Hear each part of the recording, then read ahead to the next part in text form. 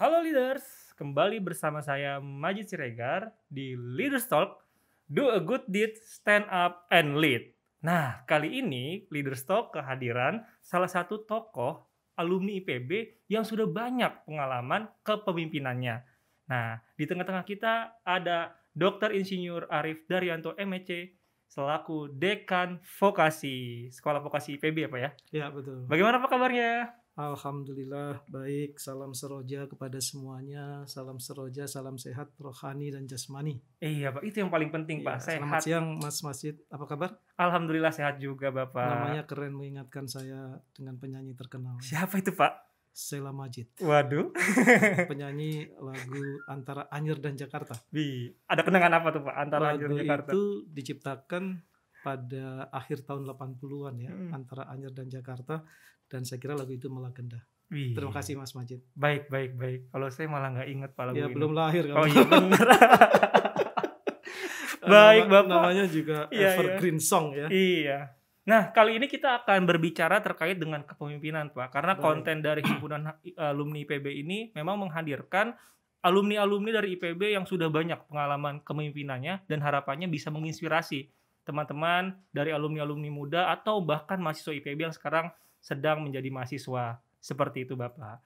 Nah, mungkin Pak sebagai perkenalan singkat boleh diperkenalkan Pak dulu perjalanan karirnya dari dulu kuliah di IPB, boleh juga Pak disinggung-singgung kisah cintanya sampai sekarang menjadi dekan di Sekolah Vokasi IPB University. Oke, baik Mas Majid. Jadi sebenarnya ketika saya SMA ya atau SMP dulu, saya itu bercita-cita jadi penyiar Mas. Wih.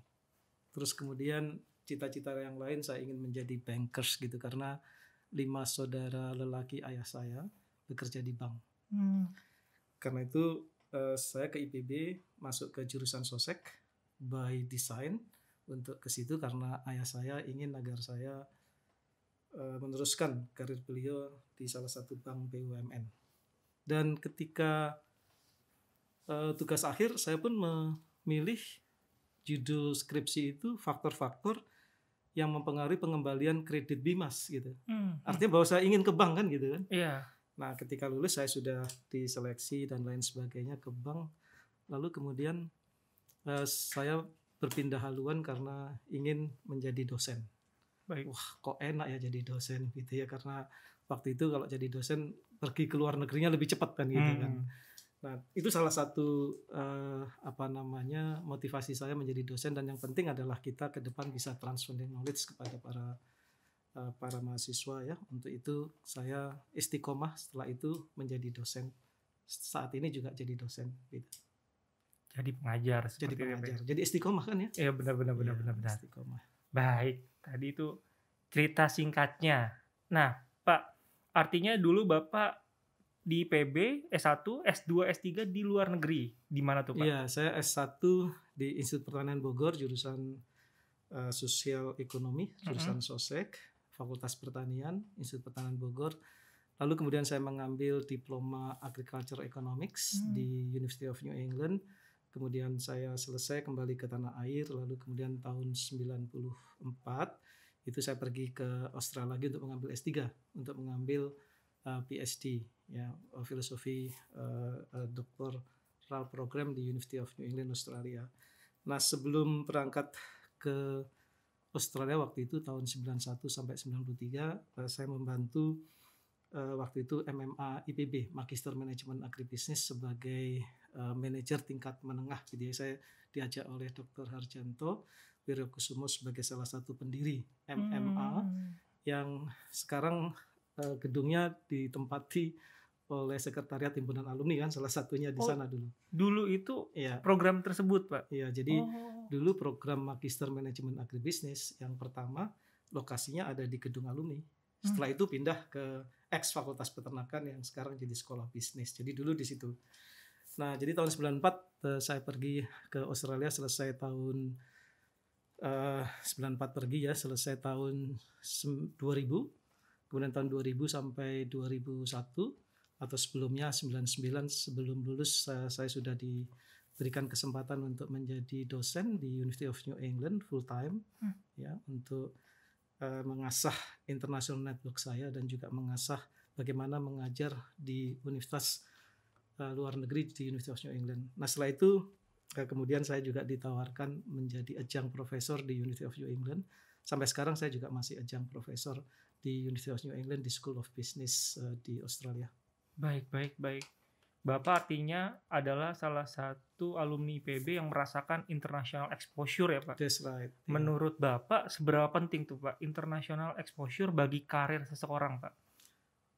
Ya, saya kira mahasiswa ataupun kita dalam belajar, saya selalu menyampaikan kepada para mahasiswa bahwa kita perlu mempelajari dan menguasai hard skill dan juga soft skill. Nah, hard skill itu apa? Hard skill itu adalah specific knowledge atau technical skills yang harus kita kuasai.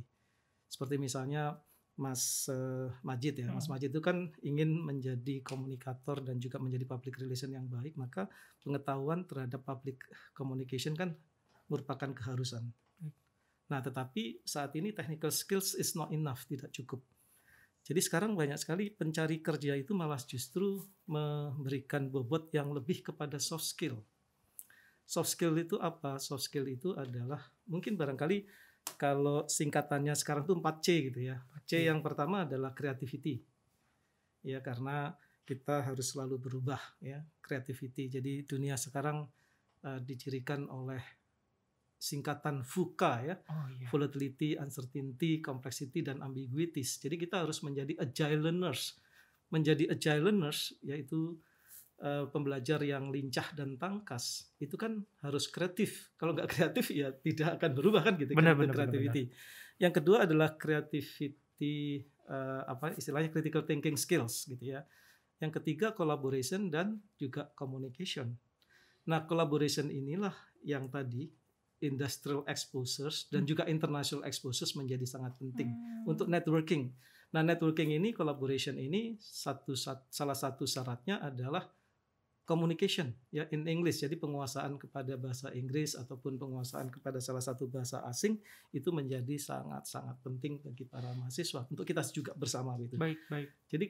Jadi sebenarnya soft skill ini disebut dengan generic skill atau employability skill yang harus dimiliki oleh semua mahasiswa dan semua kita semuanya untuk menjadi lebih sukses ke depan gitu. Baik. Nah, tadi saya highlight tuh Pak soal network dan collaboration ya Pak, yang basic skillnya adalah komunikasi seperti itu. Karena kalau kita lihat ya, bahkan sekarang kayaknya legacy kepemimpinan Bapak itu terlihat ya ketika Bapak jadi pimpinan di sekolah bisnis, lalu sekarang di sekolah vokasi, itu banyak sekali saya lihat perubahan-perubahan Pak. Termasuk menurut saya studio yang sekarang kita pakai untuk berpodcast Ria ini adalah salah satu bagaimana Bapak memiliki kecakapan dalam memimpin dan mengikuti era yang sekarang. Nah, kira-kira Pak dalam Bapak membangun ini semua, seberapa penting networking dan juga kolaborasi Pak? Jadi ketika saya berpindah dari sekolah bisnis ke sekolah vokasi ya, saya di sekolah vokasi ini adalah dekan pertama ya di sekolah vokasi. Jadi sekolah vokasi merupakan upgrading dari program diploma. Mungkin Mas Majid dulu waktu sekolah di sekolah vokasi dulu saya dulu di S1 Pak. Di S1 ya, di S1 di program komunikasi. Saya dulu FEM. Jadi zaman dulu berarti masih dipimpin oleh Prof Zairin ya waktu itu ya. Di sini masih merupakan program diploma ya, karena direktorat program ya. Nah, lalu kalau direktorat program dipimpin oleh direktur, lalu kemudian dielevasi tahun 2017 menjadi sekolah vokasi dan juga dipimpin menjadi bukan direktur tetapi dekan sekolah vokasi. Nah, saya kira salah satu syarat kepemimpinan ini adalah kalau dalam bahasa Jepang itu apa ya? Kaizen. Ya, continuous improvement gitu ya. Nah, saya kira kepemimpinan ini memang saya seringkali guyonan ya. Jadi kita semua harus memiliki karakter Arif ya. Arif. Siapa rektor kita sekarang Pak? Kalau Arif nanti Pak Rektor nanti katanya. Kalau ini Arif gitu ya. Arif gitu ya. E-nya apa? Yang pertama itu adalah adaptability. Yang kedua R ya. R itu apa? Respect gitu. Respect. Yang A-nya apa? Integrity. Ya, integrity itu kan kejujuran, honesty dan juga komitmen kan ya. I-nya apa? Empowering. Atau I-nya adalah empati. Ya F-nya apa? Fairness, supaya menjurus pada equities gitu. Jadi menurut saya perkembangan organisasi tidak hanya menguntungkan pemimpinnya, tetapi semuanya menuju kepada equity atau fairness tadi. Jadi dengan kepemimpinan yang Arif tadi ya, adaptabilities. Ya, jadi kita harus terus beradaptasi dengan perkembangan zaman ya. Jadi kalau kemudian sekarang kami diberikan tugas di sekolah vokasi, maka sekolah vokasi sekarang kan harus dicirikan dekat dengan DUDI ya, dunia usaha, dunia industri. Bukan duda, Pak. Dudi, kalau Pak. Duda itu mungkin saya duda ya. Waduh. Dunia usaha, dunia akademik. Iya, gitu. Benar itu kalau Mas Majid ini Mas Majid ini duda yang lain. Waduh. Apa? Dunia usaha, dunia artis. Iya. Gitu. Nah, saya kira keren. Nah, saya kira gitu, Pak. Jadi pas ya. Jadi menurut saya continuous improvement tadi. Jadi kalau sekarang misalnya bahwa sekolah vokasi ini kan memang harus lebih banyak mendidik mahasiswanya untuk lebih banyak praktek ya daripada teori, dan kemudian supaya the qualities of graduate yang kita hasilkan atau kualitas lulusan yang kita hasilkan adalah sesuai dengan harapan industri, maka kurikulumnya harus demand driven, harus sesuai dengan yang dibutuhkan oleh industri ya. Nah karena itu kami untuk merombak kurikulum kami, restructuring kurikulum kami, ini dalam waktu yang reguler kami selalu menilai kembali ya, mereview kembali supaya kurikulum yang kami tawarkan dekat dengan kebutuhan industri yang disebut dengan demand driven kurikulum, sehingga persoalan link and match itu tidak terjadi. Dan alhamdulillah saat ini Presiden kita Pak Jokowi juga memprioritaskan pendidikan tinggi vokasi. Ya kalau dulu pendidikan tinggi vokasi ini barangkali menjadi pilihan yang kedua ya, bukan pilihan yang pertama kan gitu kan.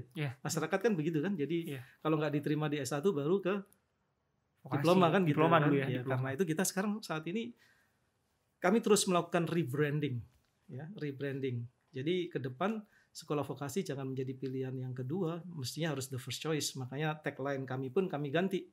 Ya kalau di bawah nanti ada membaca tagline kami, semboyan kami, moto kami adalah to be the premier choice for higher education studies ya. Nah ini kan to be the premier, pilihan yang pertama gitu. Dan ada guyonan juga sih, nggak apa-apa sih menjadi yang kedua tapi diutamakan kan gitu kan, daripada yang pertama diduakan kan gitu kan. Iya bener Pak. Baik. Coba saya pengen tanya deh Pak, kayaknya teman-teman kita masih ada yang bingung nih Pak, bedanya program diploma sama sekolah vokasi itu apa secara mendasar? Apakah sama aja beda nama atau bagaimana Pak? Iya sebenarnya istilah vokasi ini memang istilah yang baru ya. Dulu sih istilahnya diploma atau kejuruan. Gitu ya. Makanya saya juga waktu dilantik menjadi dekan sekolah vokasi ada salah satu tokoh ya yang kemudian telepon saya, Pak Arif, sukses ya di tempat yang baru di sekolah vokalia gitu kan. Loh kok jadi vokalia gitu? Vokalia kan bina suara ya. Ini kan vokasi kejuruan gitu kan.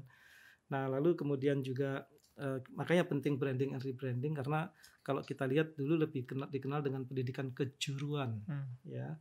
Nah sekarang di branding menjadi sekolah vokasi, vocational education. Nah pendidikan vokasi ini terdiri dari perguruan tinggi vokasi, lalu kemudian SMK, lalu training pelatihan itu masuk ke vokasi. Vokasi. Jadi perbedaan antara pendidikan akademik dan pendidikan vokasi adalah nanti di kami pun ada upgrading dari D3 menjadi D4. Wah, D4 itu sarjana terapan. Sarjana? Iya, sarjana terapan. Jadi pendidikan akademik adalah ya pendidikan yang mengarah kepada penguasaan dan juga pengembangan ya ilmu, pengetahuan, teknologi dan seni. Ya, jadi lebih kepada pengembangan keilmuan. Ya lebih kepada more theoretical development focus gitu. Tapi kalau vokasi lebih banyak praktek, karena pendidikan tinggi vokasi itu adalah pendidikan yang mengarah kepada penguasaan pengetahuan yang bersifat terapan gitu. Karena itu di kurikulum kami lebih banyak menawarkan praktek daripada teori. Karena pendidikan tinggi vokasi itu more problem solving oriented. Karena itu mode of delivery, jadi kurikulum kami diberikan kepada para mahasiswa itu dengan menggunakan ya project based learning ataupun problem based learning atau case studies. Jadi betul-betul memang problem based learning gitu. Dan saya kira dalam memberikan pendidikan tinggi vokasi pun ya selain metode problem based dan juga project based learning, kami pun juga memiliki metode dual system, kerjasama dengan perusahaan. Langsung tuh Pak? Langsung dengan perusahaan. Jadi perusahaan memberikan beasiswa apprenticeships kepada para siswanya, lalu setelah selesai lalu menjadi karyawan mereka gitu. Jadi namanya dual system. Jadi banyak hal. Lalu juga yang terakhir tadi yang dimaksudkan dengan creativity dan juga sesuatu yang baru, kami di Sekolah Vokasi sedang mengembangkan TEFA, Teaching Factories. Nah, Teaching Factories itu adalah bagaimana menghadirkan industri ke kampus. Jadi kalau kemudian menghadirkan industri ke kampus, maka praktek akhir ataupun praktikum tidak harus dilaksanakan di perusahaan kan, bisa dilakukan di kampus. Jadi kami baru saja membangun ETC, Entrepreneur Teaching Centers ya di dekat Sekolah Vokasi. Lalu kemudian kami juga membangun TEFA Teaching Factories di kampus IPB Sukabumi. Itu kandang yang sangat modern, kandang ayam 4.0 close house, 2 lantai, isinya 40.000 ayam dan per 35 hari at least ya net profitnya itu 100 juta rupiah. Wow. Per 35 hari.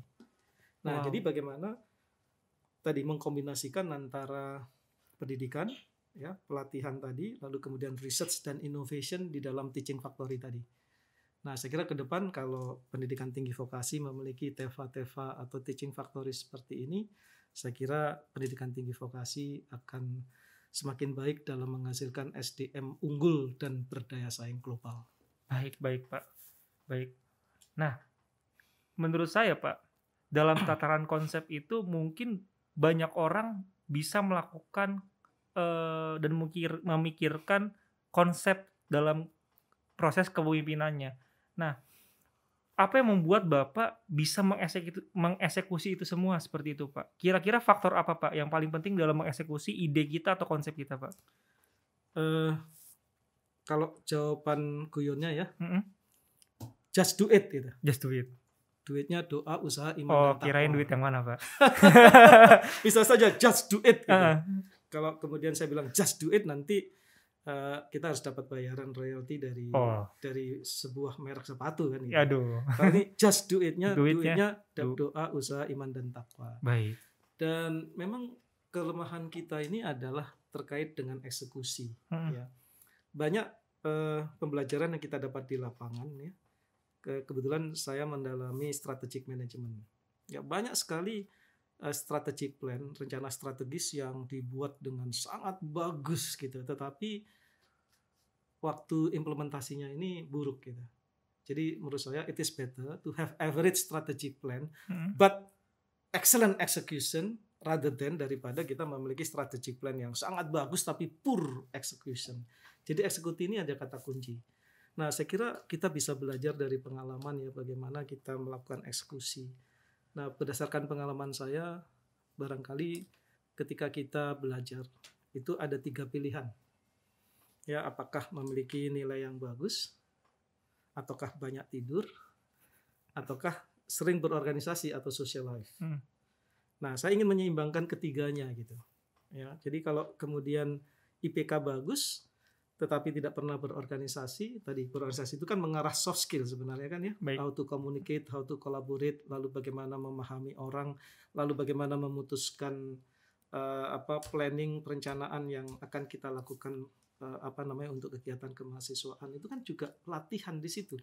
Jadi sebenarnya ekstra organisasi menjadi sangat penting untuk itu. Jadi dari mahasiswa pun kita harus sudah dididik untuk mengambil keputusan. Ya, karena pengalaman itu tidak bisa tiba-tiba kan gitu ya. Jadi karena itu penting tadi life balancing ya, ketika kita melaksanakan studi. Jadi sebagai para mahasiswa ya, kita perlu untuk membalance, untuk menyeimbangkan kehidupan pribadi, kehidupan karir yang akan datang, dan kehidupan studi kita gitu. Baik. Yes. Jadi time management penting jadi kan? Time management ya poinnya ya. Baik Pak. Betul. It is not the strongest, neither the smartest. Bukan yang terkuat dan juga bukan yang terpintar yang akan memenangkan pertandingan, but the most adaptable person yang akan memenang.